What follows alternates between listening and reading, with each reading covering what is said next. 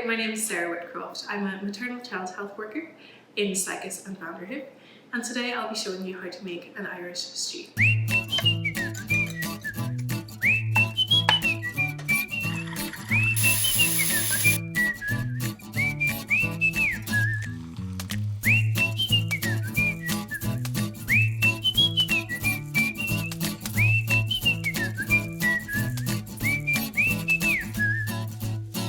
So this is a very simple recipe, and for a traditional Irish stew I'll be using beef.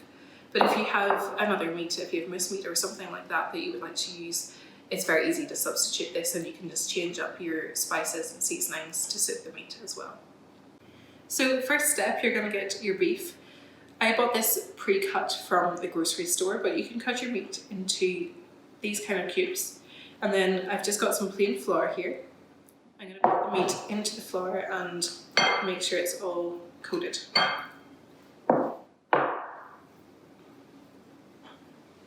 So it all should look like this at the end.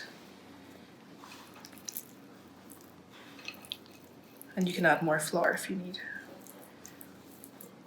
So you can see all of the beef is lightly coated in flour.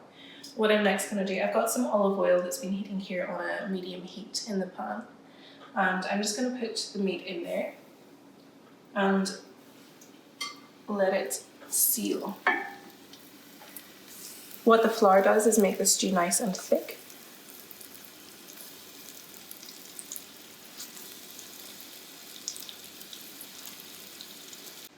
So while the meat is sealing, we're going to get our carrots ready. So I have quite a lot here. You can, if you like carrots less or more, you can change up your quantities. So I've just peeled these, and then we're going to cut the ends off and discard them. And then we want the carrots to be nice and chunky so that they don't get all mushy right away. So I'm going to do my carrots in this kind of size here, you can see. And we're just going to cut them all up. If they're a little thinner, make them longer as well. So as you can see here, they're starting to get pretty brown. So I'm just going to make sure that everything is flipped over so it's nice and brown. You don't want it to cook too heavily. You just want everything to be medium brown.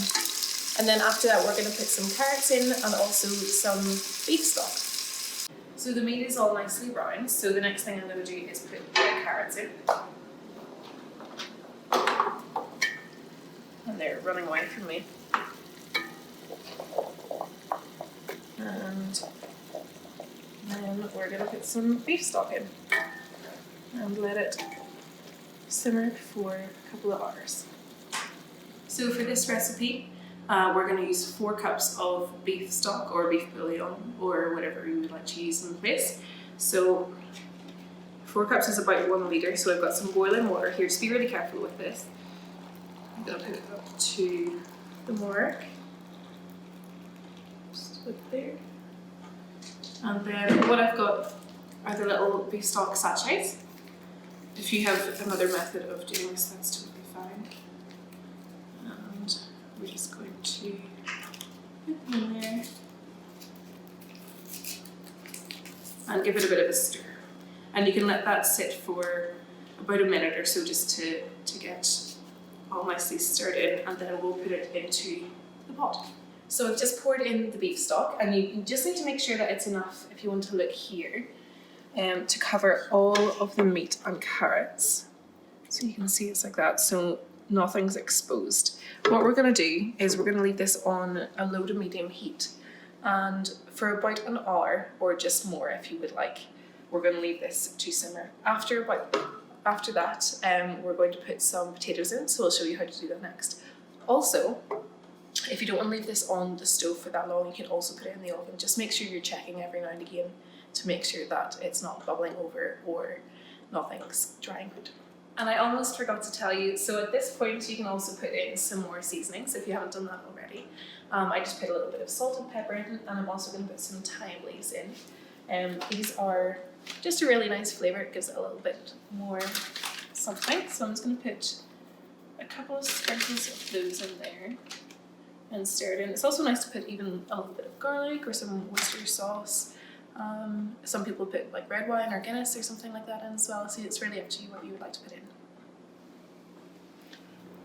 So about half an hour before you would like to eat your stew, you'll want to start peeling your potatoes, and we're then going to slice them up into quite big chunks and put them in the stew, and I'll show you how to do that.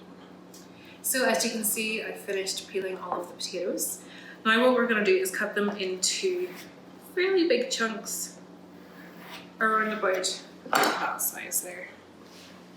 You can see. So we'll do that for all of the potatoes, and then we're going to put them in to the stew. And I've been checking the stew maybe about every 5 minutes while it's been simmering for the past hour. I've actually left it in for about an hour and a half at the moment. And once the potatoes go in, they'll go in for about another half an hour. So you can see there, that's what the stew looks like without the potatoes in it. What I want to do now, I actually maybe made too many potatoes, so we'll see how this goes.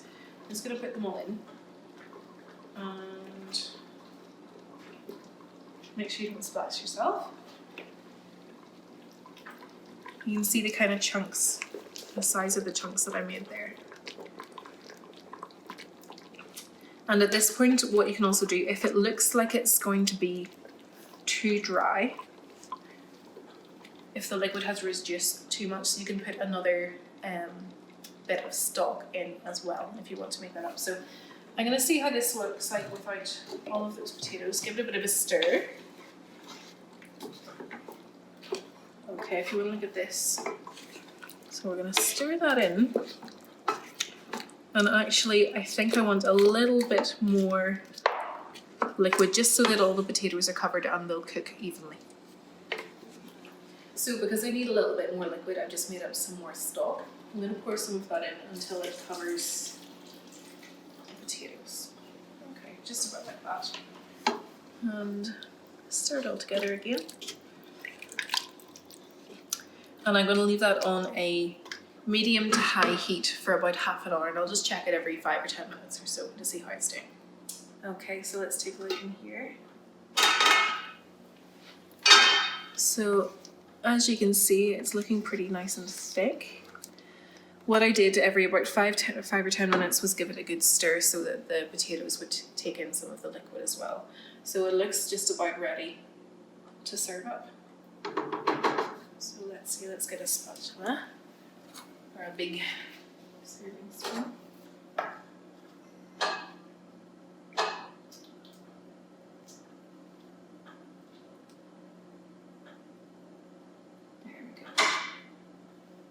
And the meat and carrots are going to be really nice and soft in here too.